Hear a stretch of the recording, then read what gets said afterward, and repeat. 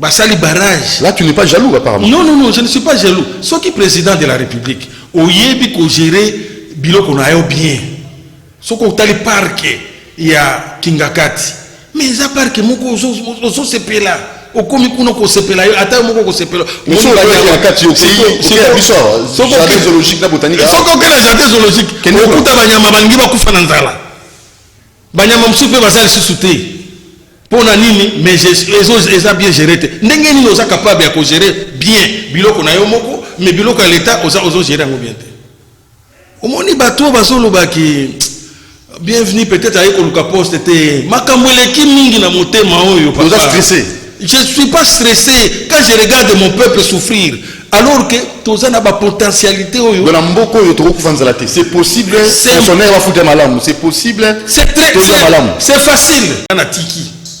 Ponga na lobby eza muke nazo sala tribune on a kobimisa quelques points botanga tribune na ngawana et puis na ko sala conférence de presse pour expliquer bato ba comprendre niveau il y a méchanceté il y a régime passé pendant 18 ans ne place ni batie biso. C'est grave mon cher, c'est oyebi par exemple, je peux te donner un autre exemple. Mais kilima ni makamebele bondeni. Bon, enfin, obenga kinga nga naza homme politique, obengi nga olobi olingi oyeba. Siko ndenge no lingi siko nazo blocage FCC, est ça réel, est ça utopie ou bien on nazo ça blocage. Je te comment le président Félix Tshisekedi peut faire la politique si tu bloques tous les moyens. D'abord blocage est ça sur le plan institutionnel, n'est-ce pas? Les lots bazolo bao crise azali entre gouvernement na présidence gouvernement na assemblée nationale c'est faux. Crise azali entre mutumoko o azolinga préserver pouvoir nae o esila illégitime et illégal contre ba institution de sa république. Comment ça? Voilà, expliquez-vous. Nazo mi expliquer. Na ko peso exemple moko muke. Et papa Kabila a pouvoir. Akutaki 40 groupes armés ndezalaki na République Mobimba. Mais il a eu pouvoir ti nenga ekotika to groupe armé mi multiplié comme 258 groupes armés. Est-ce que vous comprenez? Ba député en tout cas coup de chapeau. Ba sali plus de 168 interpellations à ministre de la Défense.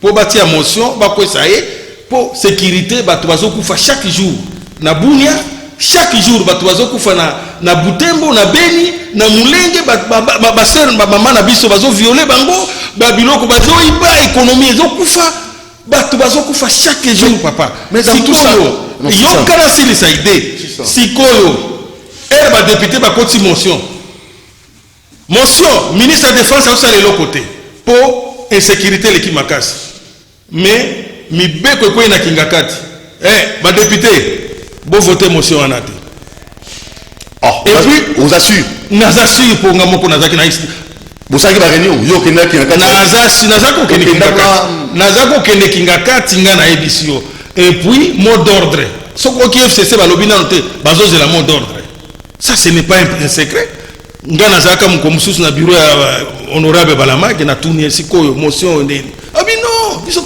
parce qu'ils sont mot d'ordre tout signé ngote mais député tel a signé mais il t'a lié katali master nanga mais mon frère mais kuna pas na bango bato bazokufa chaque jour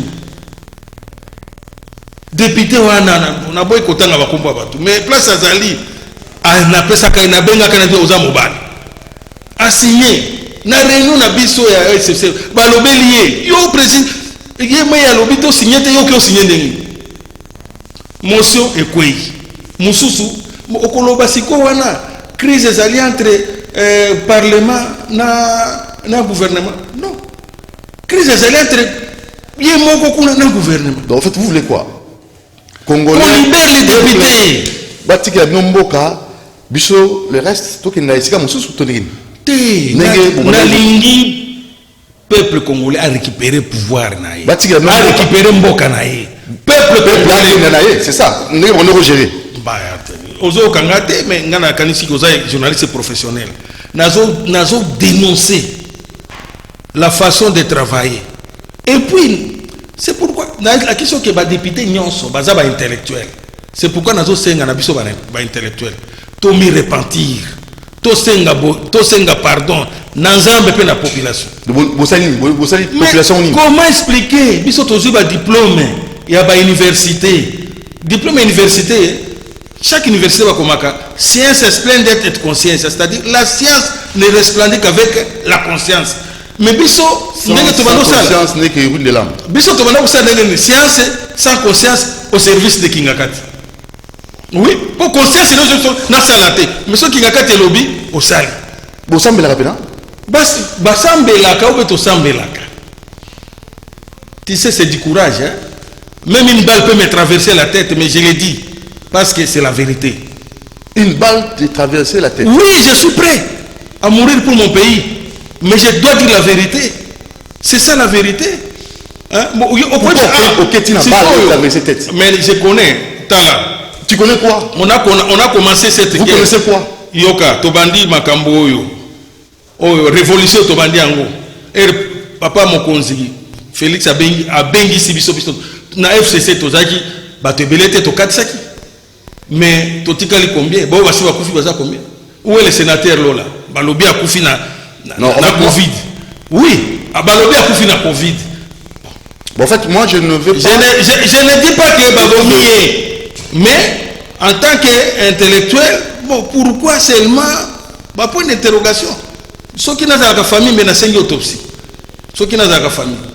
Et vraiment, message on a Nazolo Bango, mais Koku Fanae et Pessingal sous courage n'a continué Bitumba. Mais pourquoi vous mettez au Kanisaliwa, Motoïza, lié à Aboui? Pourquoi ça?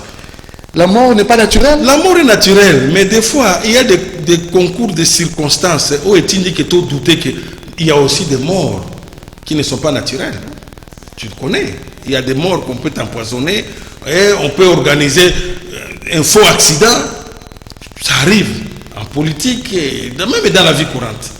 Alors, quand quelqu'un qui était en bonne forme, Ngaï, na honorable Nsingi Pululu, na Lola, le loi Tikibiso, na conseiller politique nae, to déjeuner na grand hôtel,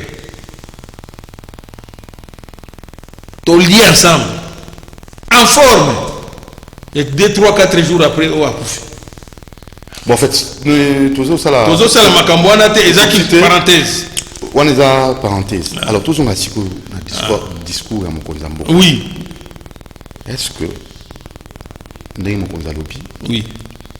Mboudi, accord en Mboudi, c'est un talango, mais ça la pour les jeunes et impunité, qu'on a la justice, c'est ça, Moussala Nango, battre pour bloquer gratuitement l'enseignement.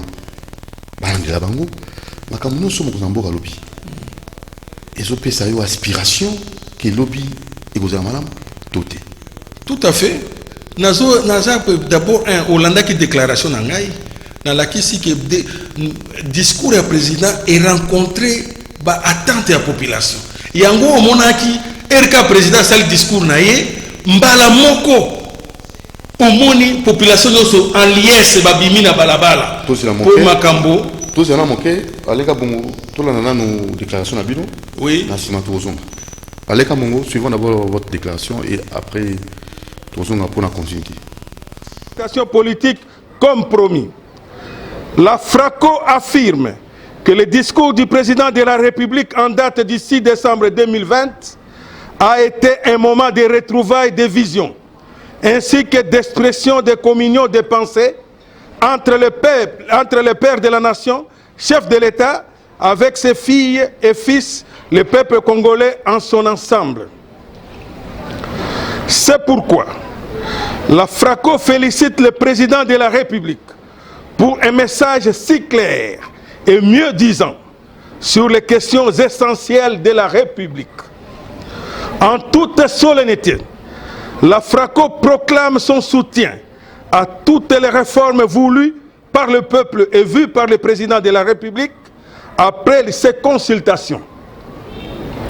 De façon particulière, la FRACO salue à juste titre la désignation d'un informateur pour la gouvernance politique en vue de l'union sacrée de la nation. La démarche est purement constitutionnelle en son article 78, alinéa 2. C'est pourquoi la FRACO invite l'actuel Premier ministre à présenter au président de la République sa démission. Dans un autre chapitre, la fraternité congolaise constate qu'en date du 7 décembre 2020, le Front commun pour le Congo a, dans une déclaration politique, vu de travers cette clairvoyance illuminée du discours du président de la République. Cette déclaration du Front commun pour le Congo contient des incohérences qui enlèvent toute fiabilité et toute crédibilité. Primo, le retrait des ministres du cash du gouvernement ne conduit pas à la cohabitation. Notre Constitution n'a pas prévu de cas possibles de cohabitation. Le chef de l'État est le chef de l'exécutif. Il est le magistrat suprême et le commandant suprême de l'armée. Il définit la politique nationale et enfin, il dirige le Conseil des ministres. Toutes ces prérogatives font de lui le garant de la nation. Secondo, si le FCC dit soutenir le Premier ministre, c'est parce qu'il espère faire de celui-ci un verrou sur lequel il compte s'appuyer contre la volonté du chef de l'État et de la nation tout entière. Il ignore les conditions dans lesquelles le Premier ministre a été nommé. Non pas sur pied des dispositions constitutionnelles qui requièrent la nomination d'un informateur, mais plutôt sur base d'un accord privé FCC cash et inexistant parce que déjà dénoncé par une partie, à l'occurrence le cash. S'agissant des dissolutions de l'Assemblée nationale, la Constitution prévoit que l'informateur a une mission de 30 jours renouvelable une seule fois. Et lorsque l'informateur, après ce délai, est incapable de dégager une coalition, le chef de l'État est en droit de dissoudre l'Assemblée nationale parce qu'il n'est pas en mesure de désigner un formateur du gouvernement. Si le chef de l'État reçoit un rapport de l'informateur et que sur base de ce rapport, il nomme le formateur, celui-ci se présente à l'Assemblée nationale pour investiture. Mais s'il arrive qu'il n'est pas investi à 2 reprises, le chef de l'État peut dissoudre l'Assemblée nationale pour crise persistante avec le gouvernement. Quarto, quant aux élections anticipées, le FCC doit savoir que le chef de l'État est élu pour toute une législature. Il n'est remplaçable que par un autre chef d'État élu. Les seules élections anticipées qui soient constitutionnelles sont des élections législatives. L'erreur du FCC est de passer son temps à dénoncer des violations supposées vraies de la Constitution sans pouvoir saisir les instances compétentes pour les constater. Cela frise une simple gesticulation devant un train qu'on ne sait pas arrêter. La conséquence est de courir derrière des événements dont on n'a plus le contrôle. Que vive la République démocratique du Congo. Que vive le président de la République. Que vive l'union sacrée de la nation. Que vive la fraternité congolaise. Je vous remercie. Monsieur, bienvenue à Kilimali, Tolandi Déclaration. Oui. On sent en vous une sorte d'acharnement. Ah bon? Oui, donc ça vraiment, au long FCC, mais Nankanda. Nakanda te, mais au moni soki, au moni ndoki, belelaye. Ngande na lobi ango te, mais bande kuna biso. Bande kuna na ebiso disi que dans le FCC batu ya malamu, ya mayeli, pe ya bwanya bazali. Mais ezali na ba oyo bazo faire souffrir population. On a pris quelques exemples. ndeko na ngai. Et puis na ko oloboyi nde ba exemple na continuer. Eza belé oyo soki lelo balobi ba lâcher mboka oyo kozwa misolo ebele makambo nyonso président de la République alobaki wana ekosalema facilement. Donc accord Mboudi très facilement. Salaire à bateau va fonctionner. Soki déjà mutu moko aliaka 1 million 2 millions de dollars par mois. Mutu moko. Na la question que nini awa nini na biso awa. Dans l'intérêt général, ceux qui va tirer à disposition la bateau question awa que péage ya Kinshasa Matadi et puis ça 300 200 à 300 000 dollars par jour. Donc pour nous les alliés bateau ba ko zo mbongo. Il va tout à 300 000 par jour. Mbongo ko sunga RDC Mobimba mutu moko ajiam. Mutu moko yangona quelques familles, c'est tout. Mbongo zoko ta la l'état. Je t'ai montré ici que tous incapables batiki 2 milliards aux autres qui moka nous en a souffrance belé mais au tiki 2 milliards et bote la ko ba intérêt na intérêt na Chine. Est-ce que tu travailles pour la RDC ou tu travailles pour un mot? Mais il y a des questions à poser. On a posé des questions. On lobby qui a joué pour le Babylone, on a une bâton, on a une moutoute. Na lingi bâton, c'est pas bon. Tous à la bien. Nazana bado tala. Na pas ce exemple, monsieur. Pour olingi par exemple. Kende na INSS. Ou betoke na nona DGI. Eza na taxe moko ba expatrié ba futaka. Hein? Na sali étude moko sur 25 sociétés. Ba expatrié baza par exemple 400 na société moko. Bazui ba carte de travail. Mais ba déclarer kaka 200 na DGI. Or, expatrié moko salaire minimum interprofessionnel garanti ezala kanase à 2000 dollars. Or, taxe wana il faut foutre au moins 30%. 30% à 2000 dollars. Na zupa ngonyo sur 2000 dollars. 30% à 2000 dollars ça combien? Et ça 600 dollars. 600 dollars multiplié par 200. Et ça combien? Bon, multiplier sikoyo et ça ka des taxes, mususu ba fouta ka 35%. Donc société on a fait échapper qu'à 200 personnes. Yé moko eza mutu moko azofuta 1250 dollars par mois multiplié par 200 personnes, ça fait combien? Okokoma dans les bagatelles ça me 300 400 000. C'est écoute na caisse à l'état. Non, et on est à manque à gagner. Écoute na caisse à l'état. Azana 400 personnes a déclaré qu'à 200, tam sous 50. Mais on a pris ce exemple moko facile, a déclaré 200 a déclaré pour ça protéger na dignitaire moko. Vous allez comprendre. Si la société n'a pas calculé sur 25 sociétés, on a remarqué que manque à gagner est à 990 millions de dollars. Oh, ils ont par an. Donc, nous avons raison. Mais moi, je vous dis, ils ont comment on a zoloba avec des preuves. Des preuves, na sali ba investigation. Nde omoni epesinga colère. Comment se fait-il que nazo le kaboué mama bazo zanga atalenge kinine bazo aspirine moi nazo kufa zanga fièvre le 15 azanga aspirine tout na kimbwala na sala ka hôpital gratuit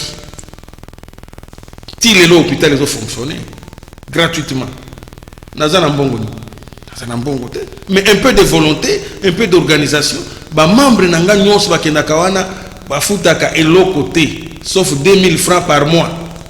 Si on peut 2000 francs par mois, il y a une famille qui a besoin de soins de santé gratuits. Si on dit l'État congolais aujourd'hui, Aza est capable de faire pourquoi? C'est-à-dire que tu as mis Mamabé Bazaki Belé. Et papa Félix, ça y est, à l'objet gratuité, non, c'est de la folie, ça ne peut pas se faire. Mais on a besoin de gratuitement. Bana batangi gratuitement. Et ça n'a pas comme soit aussi un minerval. Wana nyoso ba kwak. Et ça n'a pas trop zolinga ba. Selon vous, c'est fait sciemment. C'est fait sciemment parce qu'il y a des moyens. Si on libère les moyens aujourd'hui, tous les moyens que le Congo doit avoir. Imaginez qu'un appel sur exemple moko, il y a DGI. Mais les mêmes. Bon, la DGI, ça reste à vérifier. Ce n'est pas vérifié. D'ailleurs, je vais me constituer en aviseur. Pour na memela bango pour ceux qui na memeli bango ba donner wana naza na pourcentage ba banopé sangai na komemela bango yango les mêmes blancs là les mêmes expatriés bo bafuta kate soki bafuti na DGI bakofuta pe na INSS soki bafuti na INSS bakofuta pe na INPP tala siko combien de mbongo ba échappaka biso kapamba pour la volonté ya Congo ya Congo eza congolais moko congolais moko blocage ya RDC eza biso moko soki président zoba soki ngai na zoba bazo bloquer président je sais pourquoi au ça la politique ndenge soki ba moyen nyonso bango ba bloquer je te n'appelle sur exemple simple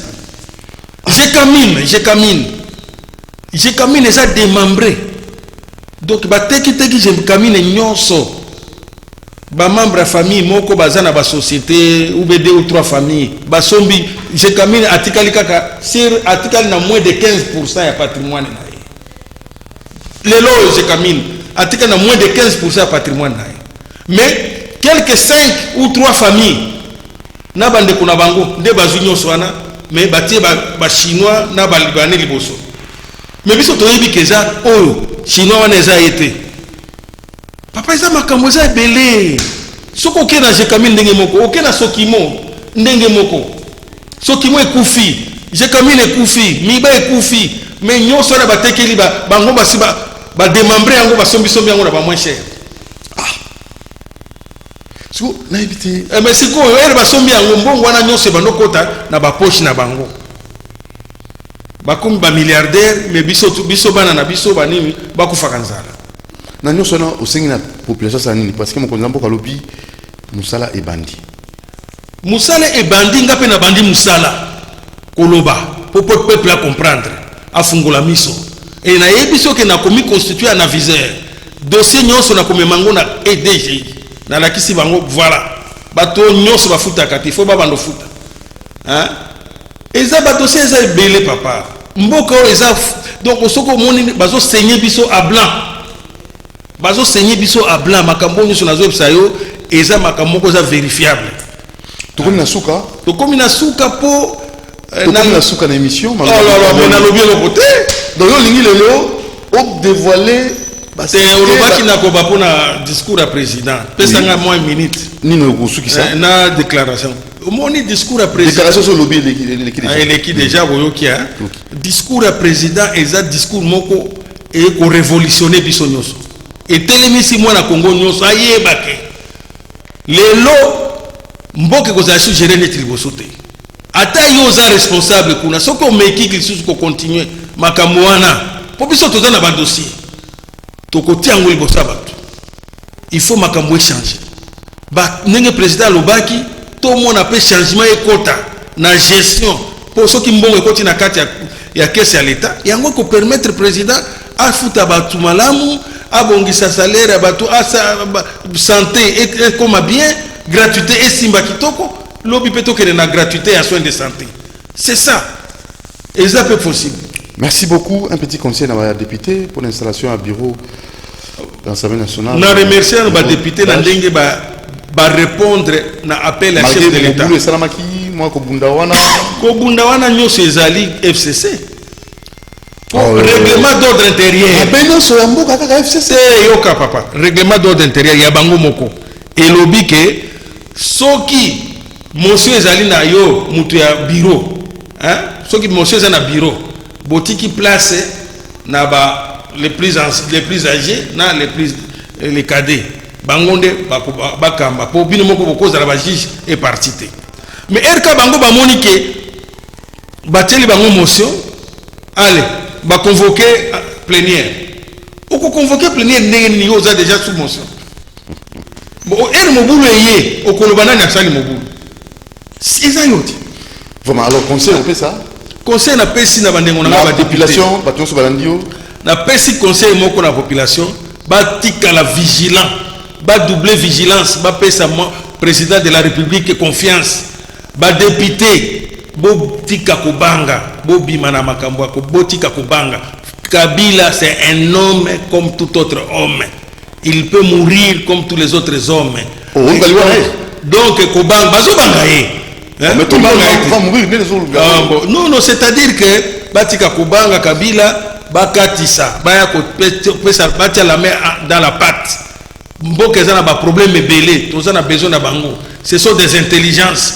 Il faut baya basimba papa mokonzi tout ça la union sacrée de la nation pour que le Congo puisse se remettre debout. Tout ça là réellement la gâchette de l'Afrique. Merci.